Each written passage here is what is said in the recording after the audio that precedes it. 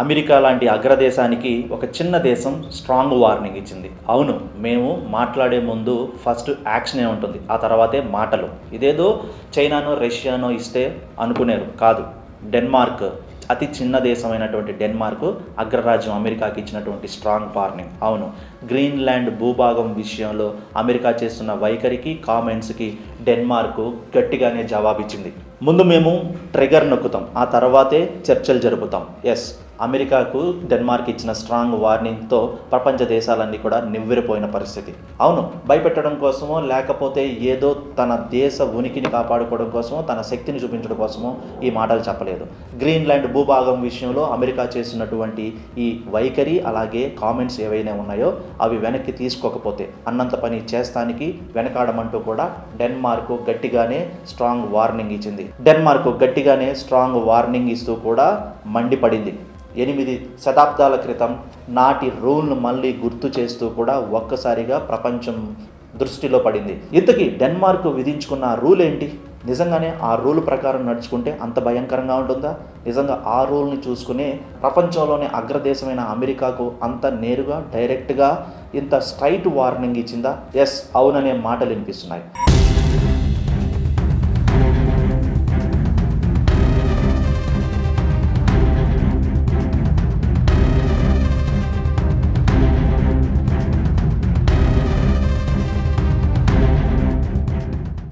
Greenland ఒక మ్యాప్పై ఉన్న ద్వీపమే కాదు. ఎస్, అంటార్కిటికా ఇటు ఆర్కిటికా సముద్రాలను కలుపుతున్నటువంటి సమూహం. ఈ చోటు ఎంత ముఖ్యమంటే అటు చైనా నుండి ఇటు రష్యా నుండి వచ్చే మిలిటరీ షిప్పులను అలాగే వాటి సమీకరణాలను పర్యవేక్షించడంలోనూ లేకపోతే నిఘా వ్యవస్థను పునరుద్ధరించడంలోనూ ఈ భూభాగం ఎంతో అత్యంత కీలకమైనది. అందుకే అమెరికా ఈ భూభాగం మీదే జాతీయ భద్రత అనే పేరుతో కన్నేసి ఆక్రమణ చేసుకోవాలనుకుంటుంది. వెనుజులాను ఎలా అయితే స్వాధీనం చేసుకుందో ఇప్పుడు గ్రీన్లాండ్ విషయంలో కూడా అలాంటి వైఖరిని అవలంబిస్తూ కూడా అడుగులు వేస్తున్నటువంటి అమెరికాకు డెన్మార్క్ చెక్ పెట్టింది. వీటన్నిటికీ కారణం కూడా లేకపోలేదు. రెండో ప్రపంచ యుద్ధం తర్వాత ప్రపంచ దేశాలన్నీ కూడా ఒక మాటకు కట్టుబడి ఉన్నాయి.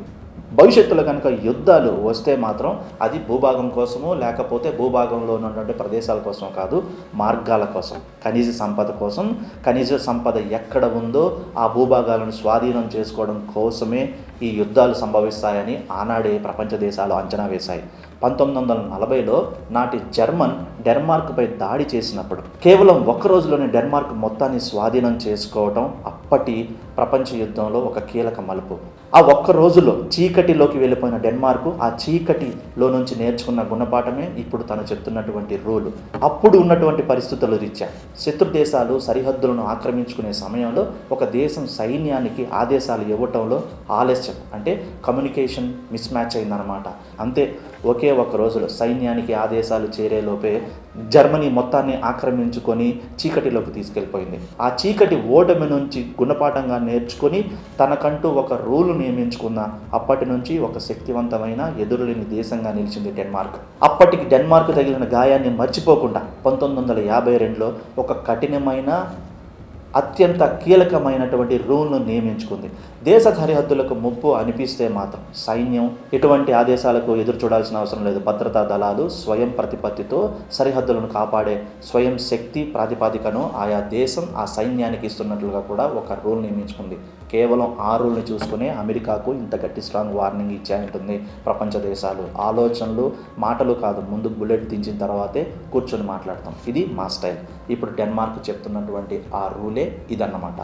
ఆ రోజున హిట్లర్ కూడా తన సామ్రాజ్యాన్ని విస్తరించుకోవడం కేవలం భద్రత అనే పేరుతోనే ఉన్మాదానికి పాల్పడ్డాడు. రెండో ప్రపంచ యుద్ధానికి కారకుడయ్యాడు. జర్మనీకి జీవనావకాశాలు కోల్పోతున్నాయని చెప్తూ జర్మన్ ప్రజల్లో ఎక్కడ లేని దేశభక్తి అనే పేరుతో ఉన్మాదాన్ని సృష్టించాడు. తన చుట్టుపక్కల భూభాగాలన్నిటినీ ఆక్రమించుకుంటూ పోయాడు. అదే సిద్ధాంతం, అదే ఫార్ములాని ఇప్పుడు అమెరికా అవలంబిస్తోందంటూ ప్రపంచ దేశాలన్నీ కూడా అమెరికాను తప్పుపట్టే పరిస్థితి. గ్రీన్లాండ్ విషయంలో అమెరికా ధోరణి సరైనది కాదు, ఇది మున్ముందు ప్రపంచ దేశాల మధ్య సఖ్యతను మిత్రత్వాన్ని కోల్పోయే పరిస్థితి కూడా ఉంటుందంటూ కూడా వాపోతున్నాయి. అసలు ఇటు గ్రీన్లాండ్ విషయంలో అమెరికా ఎందుకు అంత దూకుడు ప్రదర్శిస్తోంది?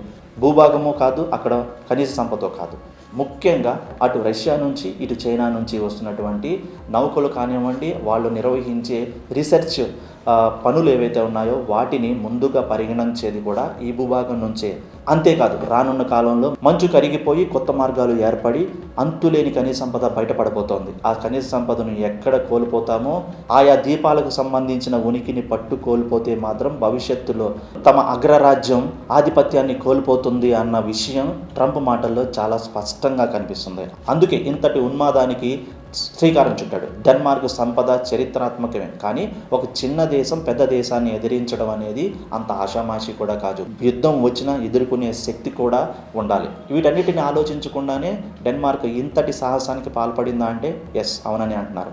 ఒక మిత్ర దేశం మరొక మిత్ర దేశం మీద యుద్ధం చేయవచ్చా అనే రూల్ని పరిగణలోకి తీసుకొని ఇప్పుడు డెన్మార్క్ అంతటి సాహసమైనటువంటి డైలాగ్ వదిలింది. అవును, మిత్రదేశమే. నాటోలో డెన్మార్క్ అలాగే అమెరికా కూడా సభ్యత్వ దేశాలు. ఒక దేశం మీద మరొక దేశం దాడి చేస్తుంది, అది కూడా ఒకే సభ్యత్వంలో ఉన్నటువంటి దేశం మీద. అది చాలా అరాచకం, అన్యాయం అంటున్నారు. ఎస్, అలా కనుక జరిగితే నాటో వ్యవస్థే కూలిపోతుంది. ఎస్, డెన్మార్క్ అమెరికాకు మరోవైపు నుంచి ఇంకొక బుల్లెట్ కూడా దించింది. అటు డెన్మార్క్ అమెరికాకు వార్నింగ్ ఇస్తూ పోతూ ఉంటే ఇటు గ్రీన్లాండ్ కూడా మేమేం తక్కువ కాదు, మేము ఎవరి అస్తిత్వానికి కూడా లోబడి ఉండము, మేము స్వతంత్రంగానే ఉంటామంటూ కూడా వాళ్ళ ఉనికిని వాళ్ళు చెబుతూనే ఉన్నారు. నిజానికి డెన్మార్క్ గ్రీన్లాండ్ మీద ఎప్పుడు ఆధిపత్యం చలాయించిన సందర్భాలు లేవు. అలాగే గ్రీన్లాండ్ కూడా డెన్మార్క్ కింద ఉండాలి అనేది కూడా ఎక్కడా లేదు.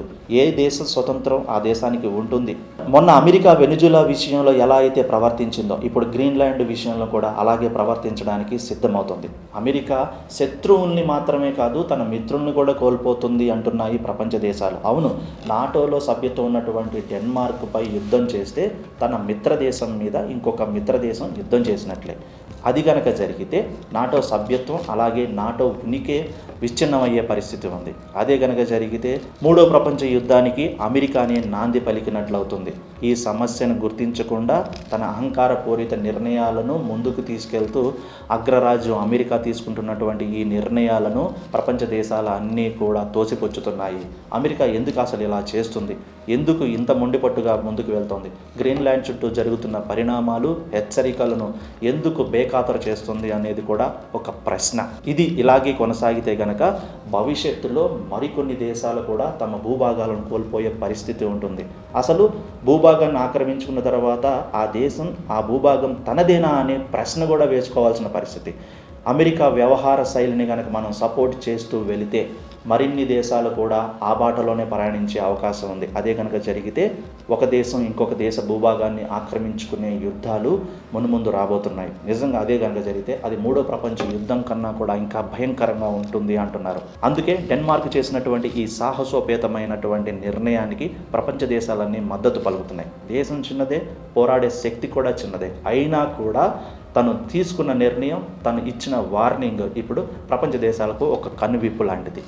ఏ దేశమైనా సరే ఇంకొక దేశ భూభాగాన్నో లేకపోతే ఉనికినో అక్కడ ఖనిజ సంపదలు వాణిజ్య సంపదలను దృష్టిలో ఉంచుకొని ఏకాధిపత్యాన్ని చలాయిస్తామంటే మాత్రం ఊరుకునేది లేదు. ఎస్, డెన్మార్క్ చేసిన పని ప్రపంచ దేశాలకు ఒక ఆదర్శంగా నిలవాలి. డెన్మార్క్ తన దేశం కోసమో లేకపోతే తన ఉనికి కోసమో చేయలేదు, ప్రపంచ దేశాల ఉనికి భద్రత కోసమే ఈ నిర్ణయం చేసిందంటున్నాయి మరికొన్ని దేశాలు. ఏదేమైనా సరే డెన్మార్క్ ఇచ్చినటువంటి ఈ వార్నింగ్ని అమెరికా ఎలా తీసుకుంటుంది, గ్రీన్లాండ్ విషయంలో వెనక్కి తగ్గుతుందా, లేకపోతే తను అనుకున్న పని వెనిజులా విషయంలో చేసినట్లే మూర్ఖంగా ముందుకెళ్తుందా చూడాలి. అదే కనుక జరిగితే మూడో ప్రపంచ యుద్ధానికి అమెరికానే నాంది పలికినట్టు అవుతుందంటున్నాయి మరికొన్ని దేశాలు. చూద్దాం డెన్మార్క్ అలాగే గ్రీన్లాండ్ విషయంలో అమెరికా వైఖరి ఎలా ఉండబోతుందనేది. గ్రీన్లాండ్ భూభాగం విషయంలో అమెరికా తీసుకున్న నిర్ణయంపై మీ అభిప్రాయాన్ని కామెంట్ రూపంలో తెలియజేయండి.